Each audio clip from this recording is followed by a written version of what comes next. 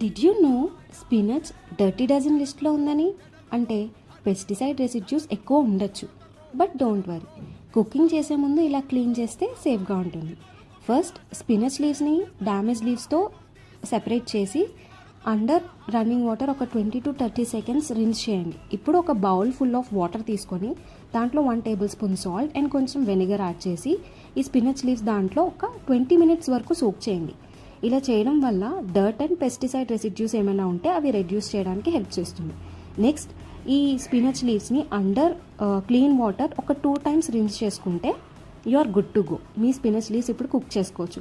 ఇలా simple step follow అవడం వల్ల మీ ఫుడ్ క్లీనర్ అండ్ సేఫర్గా చేస్తుంది.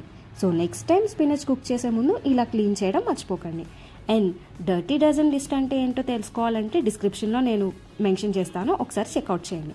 అండ్ ఈ వీడియో మీకు ఇన్ఫర్మేటివ్గా అనిపిస్తే do like, share, comment and subscribe.